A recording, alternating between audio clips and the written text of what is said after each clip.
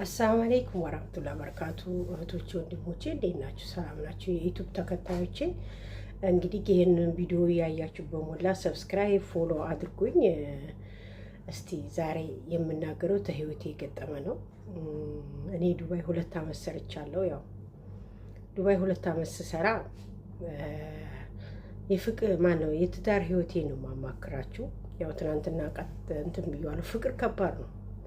እኔ ባለቤቴን የልጆችን አባት በጣም ነው የምወደው። ያው ተስማምተን ነው ዱባይ የሄድኩት ለ2 ዓመት ያህል ተስማምተን ስንሄድ ያው 2 ዓመት ስሰራ ያው እንግዲህ ነግሬያችኋለሁ። ቴሌፎን የሚባል ነገር የለኝም። 2 ዓመት ሰራው። ግን ከዛም በኋላ የገጠመኝ ነገር ከባድ ነው። ወደ ሀገር ልመጣ ነው ስለው እንዳትመጪ 1 ዓመት ጨምር ያለኝ። እኔ ደግሞ 2 ዓመት ነው የተባባለውና ያንን 2 ዓመት አክብሬ በቃ እሺ ልቀጥል እቃ ልልክልህ ነው ቀጥላለሁኝ አልኩት። ቀጥላለሁ አልኩት። እቃ ልክልሃለሁ፣ እቃ የሚመጣለ እቃ ትቀበላለህ አልኩትና እሺ አለኝ። እቃ ያው ሊቀበል ባለቤቴ ልጅቷ ትመጣለች አልኩት። ጓደኛዬ ነህ የምትመጣው፣ እኔ ቀርቻለሁ። ሪፖርት ላይ ተቀበለኝ። ልጅቷ መስየው መጣ።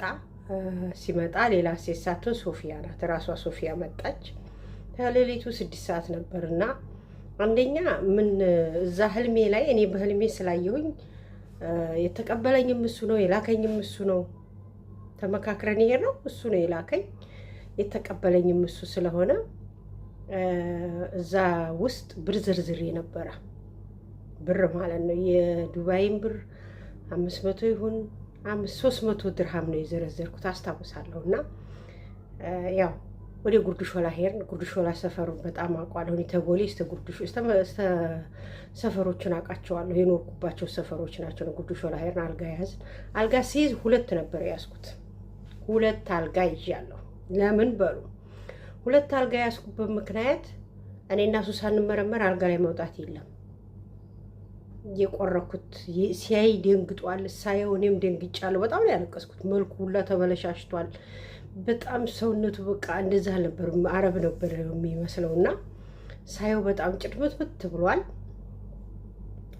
ያው እሱም አንድ አልጋ ይዞ አደረ። እኔም ራሴን አልጋ ይዤ አደርኩኝ። የከፈልኩለት ግን እኔ ነኝ። በጣም እየተናደደ ምናምን አደረ። ጠዋት ሌሊት ተነሳ። ሱብሂ ሊሰግድ ተነሳ። እኔም ተነሳሁኝ።